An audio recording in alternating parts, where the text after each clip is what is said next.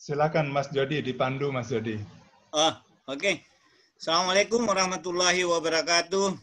Waalaikumsalam. Selamat malam semua senior-senior, adik-adik yang kami hormati. Perkenalkan saya Juangsa Dahlan, Agro 18, yang memandu acara pada hari ini.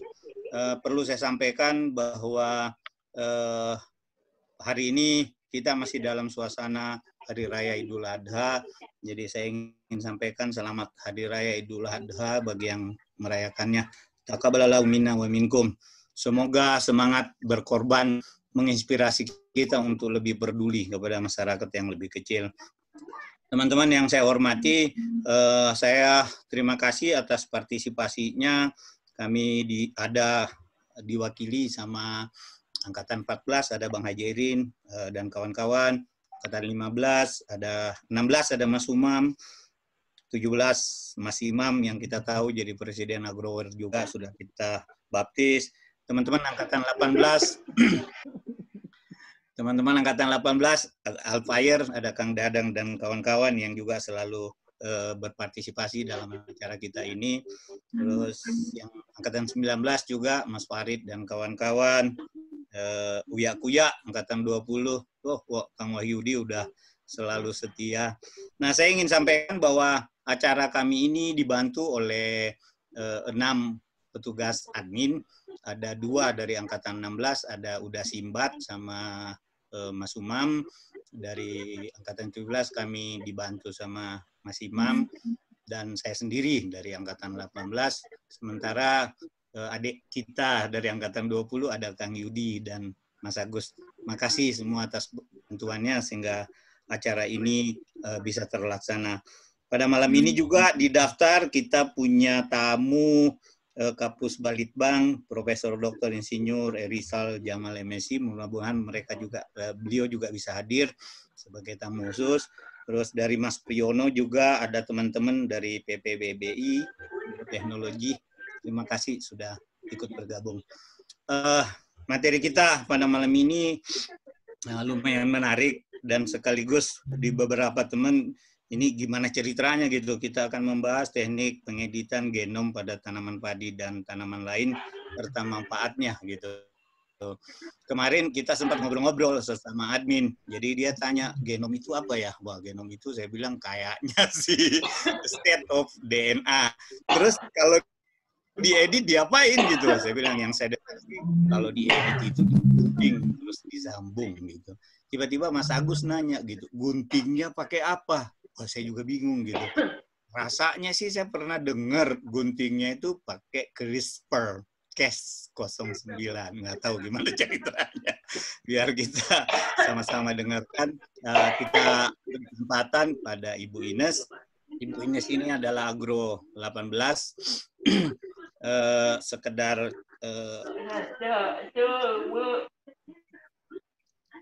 siapa ya itu? Tolong supaya demi kelancaran agar mic-nya dimatikan. Lulus tahun 85, dari tahun 94 sampai 2008 ikut membantu LIPI di Putlibang Geoteknologi LIPI. Terus dari tahun 2008 sampai 2018 dia membantu dalam pengembangan edit genom di Los Banos, Filipina. Jadi beliau sekarang tinggal di Filipina. Dan malam ini satu kesempatan besar buat saya bisa bersama-sama dengan beliau menuntun presentasi ini karena jarang-jarang saya panggil namanya dengan lengkap, Ibu Profesor Dr. Ines Hortense Slametluddin. Biasanya saya panggil Nesi aja. Silakan Ibu Prof, dilanjutkan acaranya. Terima kasih banyak atas undangannya dan perkenalannya. Terima kasih sekali juga selain dengan Pak Jody, dengan senior-senior kami, Pak Imam, Pak Umam, dan senang sekali berjumpa dengan alumni-alumni Himagron pada kesempatan ini. Kemudian saya ini silakan panggil saya Ines, Nesi, nggak ada yang panggil saya di kantor Prof. Jadi terus kemudian saya akan berusaha share mengenai ilmu genome editing ini. Kalau ada pertanyaan, boleh aja langsung ada pertanyaan. Nah, tanpa lebih lama lagi, mungkin saya mulai saja. Sekali lagi, terima kasih atas kesempatannya ini ya.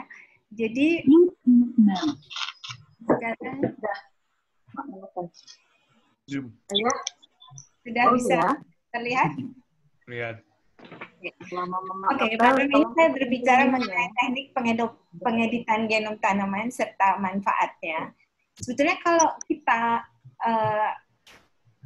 lihat, itu makhluk hidup dalam evolusi menemukan cara untuk membuang DNA dan mereparasi DNA yang kepotong agar tetap survive. Jadi kalau ada kesalahan, misalnya kita terhadap sesuatu dan kemudian kode-kodenya ini terjadi ada yang berubah, itu makhluk hidup punya kemampuan untuk menggunting yang nggak enak tadi dibuang, dan atau juga kalau lingkungannya perlu untuk adaptasi. Jadi DNA itu kan terdiri dari utas ganda. Utas ganda ini ingat-ingat zaman kuliah dulu deh, utas ganda. Kemudian dia sebenarnya terdiri dari 4 kode bahasa aja, A, T, G, C. Kadang-kadang, dan yang itu yang membentuk protein dan membentuk ada gennya. Genom itu adalah susunan semua DNA yang dimiliki oleh makhluk hidup. Jadi ukurannya lain-lain. Nah, kalau ada putus, itu kan ada nyambung. Kadang nyambung sempurna, kadang nyambungnya tidak sempurna. Dan yang tidak sempurna ini, penyambungannya kadang-kadang yang justru yang kita inginkan.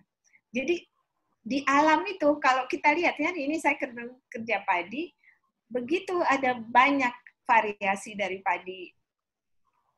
Hal itu bisa terjadi, keanekaragaman ini terjadi karena ada pengeditan genom yang secara alami. Jadi ada di keluarga yang berbeda-beda sehingga warnanya aja berbeda, tingginya berbeda, umurnya berbeda. Contoh lagi yang lebih ekstrim lagi mungkin Brassica oleracea. Brassica ini kan tadinya sebetulnya hanya satu jenis tanaman, tapi kemudian dia berkembang sehingga ada brokoli, cauliflower, kohlrabi, kale, yang lagi musim sekarang cabbage, Brussels sprouts. Oleh karena ada bagian dari genomnya yang terpotong, tersambung, tapi sebenarnya dia berasal dari satu varietas yang sama. Nah, teknik pemuliaan inovatif, sekarang suka disebut teknik pemuliaan inovatif, ini sebetulnya hanya perkembangan. Kalau dulu kan misalnya ada pemulihan mutasi dengan menggunakan secara kimia, secara fisik, kemudian ada teknik marker, ada teknik GMO.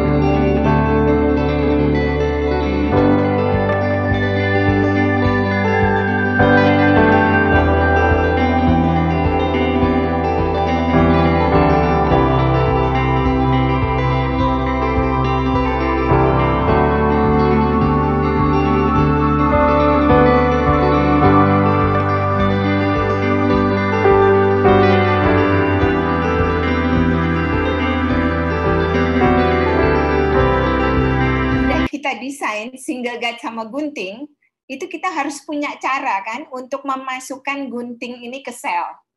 Biasanya dengan teknik kultur jaringan, dengan delivery-nya ke sel itu melalui agrobakterium, bisa melalui peroperasi atau kultur jaringan, dengan kultur jaringan, tapi ada juga yang tanaman tertentu yang bisa ditransformasi secara implanta. Jadi tanaman itu disuntikan aja dia, kita bisa memasukkan guntingnya. Tapi tanaman tingkat tinggi saat ini masih jarang. Kalau tanam hewan manusia, sel manusia malah lebih mudah karena nggak ada dinding sel kan. Nah kemudian itu kita dapat tanaman generasi pertama. Nah tanaman itu kita screening, ini mana yang udah ada mutasinya. Yang udah ada mutasinya, terus kemudian kita screen pada generasi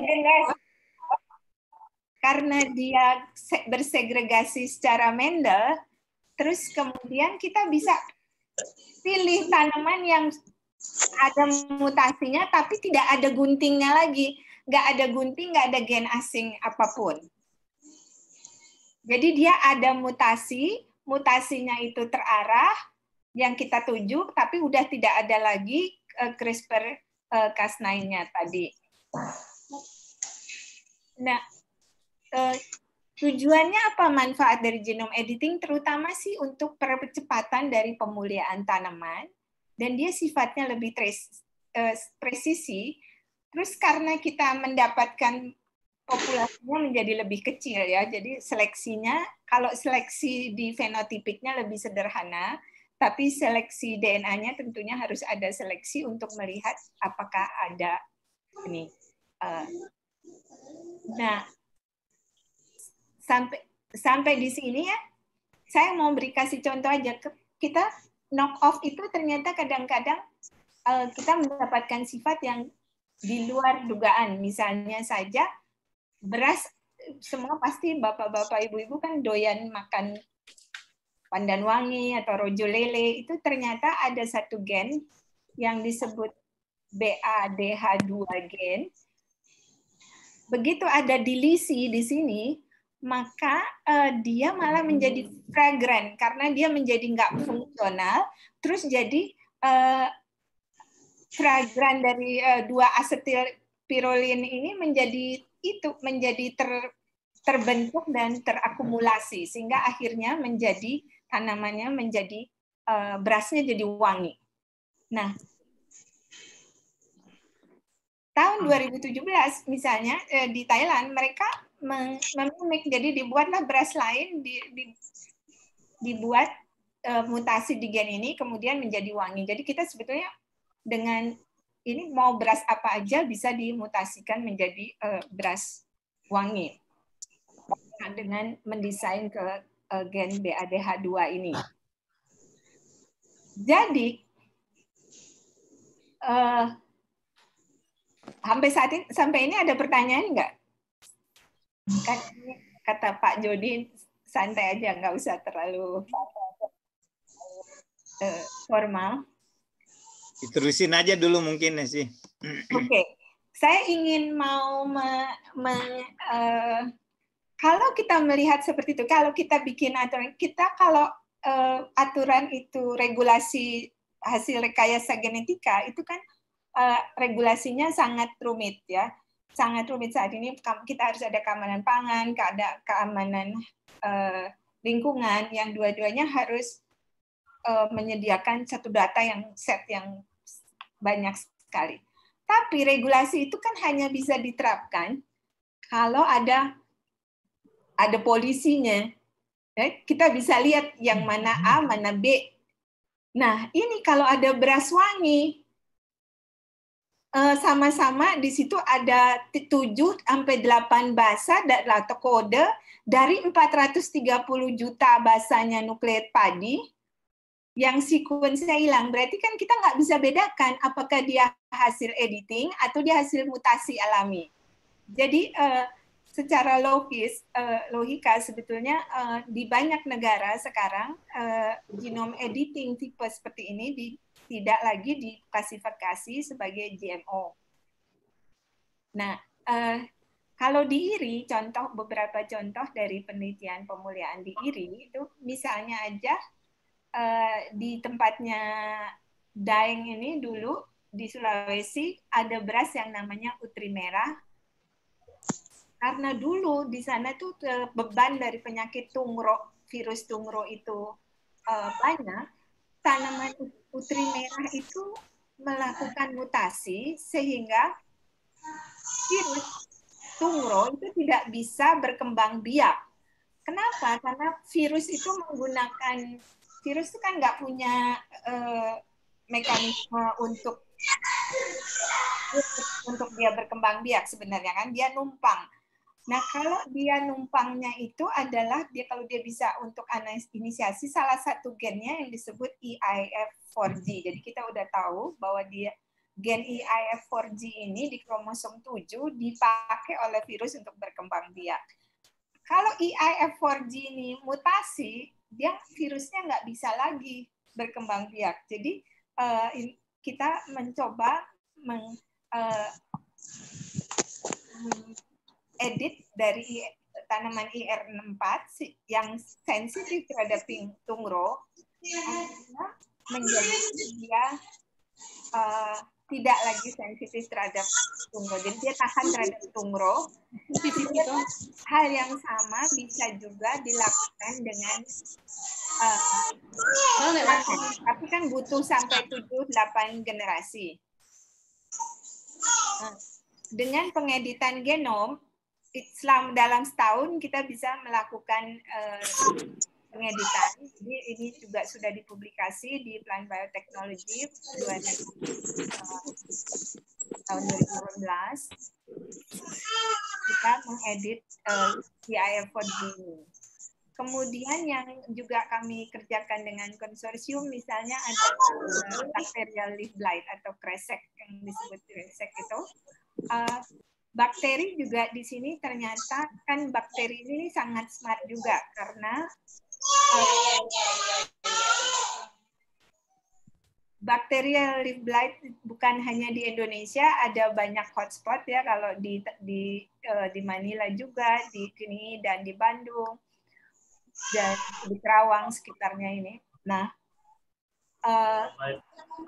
strain-nya itu belum tentu sama, jadi kan strain-nya dari BLB itu berbeda-beda. Nah, apa yang kami lakukan adalah mengeditnya itu bukan di satu tempat, kita mengedit di beberapa tempat sekaligus karena ternyata bakteri ini itu menggunakan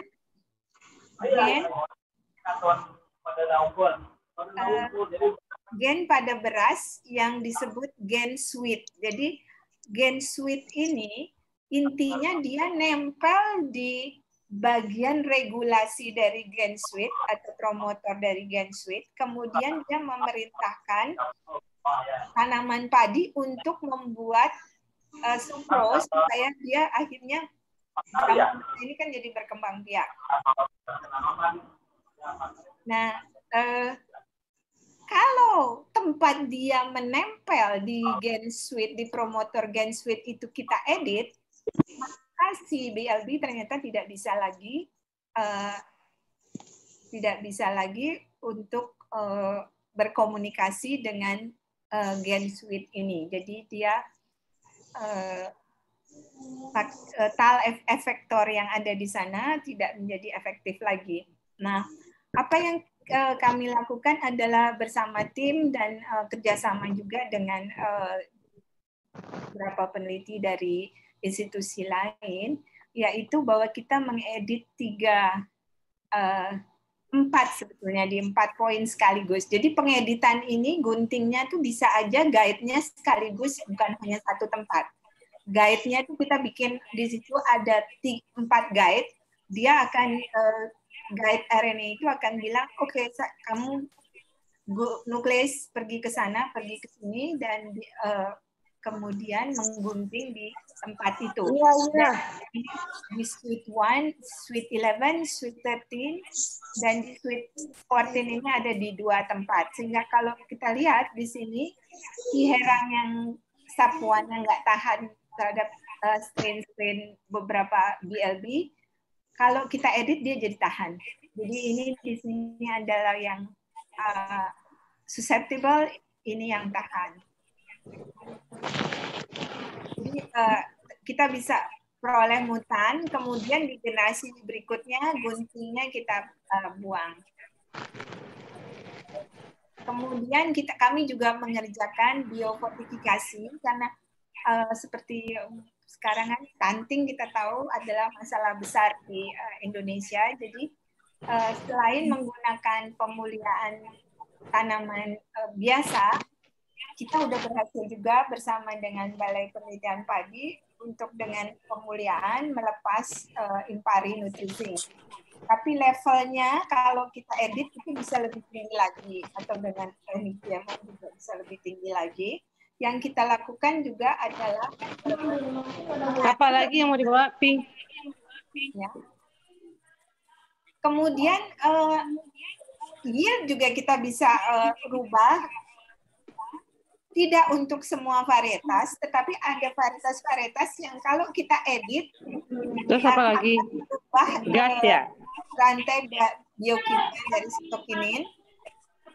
Kemudian dia menjadi apa? lebih banyak. Apa? Kasih lihat aja misalnya dalam tabel, tapi kita belum coba banget kalau ini. Sebentar Nesi, saya break dulu Nesi. Maaf para peserta karena ada kesulitan dari sisi operasional, kami tidak bisa memute semua, meng-off-kan semua mic daripada peserta. Tolong peserta kami melihat kembali mic-nya supaya dalam posisi on, biar acara presentasi ini bisa berjalan dengan lancar. Jadi kami minta partisipasinya sekali lagi kepada semua peserta untuk mic-nya diperhatikan supaya tidak on. Terima kasih atas partisipasi dan perhatiannya. Monggo, Nesi. Oke, jadi aplikasinya itu sangat beragam, sangat macam-macam sebetulnya. Bisa untuk banyak sekali presentasi teknologi ini. Contoh-contoh pada tanaman lain adalah misalnya mushroom itu kan kalau dipotong browning. Ada enzim dari yang dihasilkan oleh PPO gene itu, kemudian dia di knock off sehingga browning itu nggak terjadi. Kemudian juga wax gene dari starch composition dari jagung. Di padi pun ada yang mulai mengerjakan juga supaya misalnya kalau mengubah dia dari yang perak menjadi tidak perak. Kemudian yang sudah dikerjakan di tempat lain adalah mengubah komposisi dari oil. Nah, lignin juga knockout. Kemudian yang banyak dilakukan tentunya adalah ketahanan terhadap penyakit, karena salah satu yang paling mudah untuk dilakukan editing adalah bila ada gen yang bertanggung jawab terhadap interaksi antara tanaman dan patogen, dan juga pada kentang, ya. Jadi jenis-jenis yang sudah kebanyakan dilepas atau diregulasi adalah yang sifatnya knockout. Kalau penggantian lebih susah, tapi ada lagi yang juga sangat menarik, misalnya di tomat kalau dia tomat liar itu kan banyak tahan lebih tahan terhadap kekeringan, tapi kan masalahnya buahnya kecil, ya. Kemudian ada peneliti yang berhasil men-knockout beberapa gen yang bertanggung jawab terhadap domestikasi. Jadi tanamannya itu akhirnya bisa buahnya lebih besar, tapi dia tetap memiliki sifat ketahanan. Tapi agak mungkin dilakukan dengan lebih cepat kalau pada tomat, karena tomat termasuk yang kultur jaringan dan transformasinya relatif lebih mudah daripada dari Cerealia. Jadi aplikasi dari pengeditan genom tanaman ini bukan hanya di tanaman, sebetulnya di kesehatan juga udah, dalam tahun-tahun terakhir itu berlomba-lomba ya. Jadi banyak sekali publikasi di bidang ini. Mulai dari dulu di awal tuh herbicide resistant, canola herbicide resistant, terus ketahanan terhadap gandum, powdery mildew, terus kemudian soybean, terus non-browning mushroom, ketahanan virus, timun tahan virus, terus kemudian mengubah komposisi dari starch dan peningkatan yield pada padi dengan knockout dari salah satunya GN1. Terus kemudian mungkin Bapak Ibu juga tahu bahwa ada orang-orang lebih banyak yang mulai banyak yang alergi terhadap gluten di dalam di wheat, di gandum, dan salah satunya adalah untuk membuat gluten free wheat. Kalau di bidang kesehatan juga cukup banyak, walaupun bukan manusianya yang diedit, tapi misalnya in vitronya darahnya diedit, terus kemudian dimasukkan lagi atau stem cell diedit. Tapi kalau tentunya ada etik batasan-batasan etik untuk melakukan editing kalau pada human, tapi pada hewan sudah juga dilakukan. Nah, yang sekarang menjadi kendala mungkin di kita itu adalah kita belum punya regulasi untuk pengeditan genom, sehingga belum terlalu jelas apakah pengeditan genom ini masuk GMO atau bukan. Sekedar saya berbagi saja, kalau di Amerika itu kalau dia mengedit untuk SDN1 itu ada yang knockout atau allele replacement. Jadi sama sebetulnya kalau allele replacement itu sama dengan breeding. Kita kan dalam breeding selalu mengganti allele. Atau kita memasukkan gen padi ke gen padi, itu tidak termasuk sebagai GMO. GMO juga nggak ada yang salah terhadap GMO kan, tetapi GMO kan lebih lama, lebih sulit untuk melepasnya karena aturan-aturan yang harus dipenuhi panjang. Di Australia juga SDN1 bukan dimasuk ini, dan di Jepang SDN1, SDN2, Argentina lebih Filipina mengikuti, Brazil. Kalau Kanada itu nggak peduli pakai teknik apa saja, tergantung novelnya, kemudian dia meminta data apa yang harus dilengkapi. Nah, yang penting bahwa kita kalau kita ingin mengedit suatu tanaman harus ada data reference genom tentunya, terus dan juga mengetahui gen apa yang akan diedit, dan untuk target itu bisa dari penelitian-penelitian sudah dilakukan, bisa juga kita melakukan studi yang jiwas dan untuk melihat bahwa kandidat gen apa yang kira-kira perlu kita edit, atau kita juga mempunyai kandidat-kandidat tahan yang punya ketahanan terhadap penyakit tertentu dan kita tahu bahwa gen apa yang menyandikannya. Jadi tantangan yang utama tentunya pada sesudah kita edit, kita kan dapat banyak itu mutan juga, cukup banyak mutan, dan itu yang harus diseleksi dengan terutama menggunakan teknik PCR. Kemudian habis itu kita sequence untuk memastikan apa yang kita edit benar-benar yang sudah ada. Nah, yang menarik ya, teman-teman mungkin tahu juga teman-teman dari LSM itu kan anti GMO, tapi apa yang terjadi bahwa dengan begitu mahalnya memproduksi GMO, akhirnya malah yang menjadi merajai GMO ini adalah hanya multinasional di sini. 90%, ini contoh di Argentina ya, baru dikasih 2020.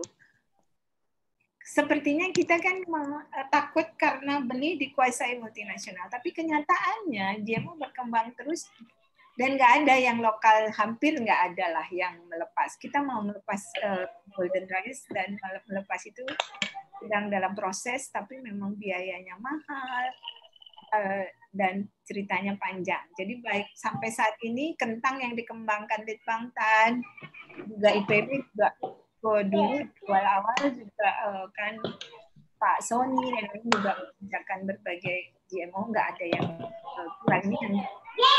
Begitu genome editing itu di Argentina ini 59% adalah perusahaan lokal karena aturannya dibuat pertama juga derajat kesulitannya sedikit lebih mudah in a way gitu. Kemudian juga bahwa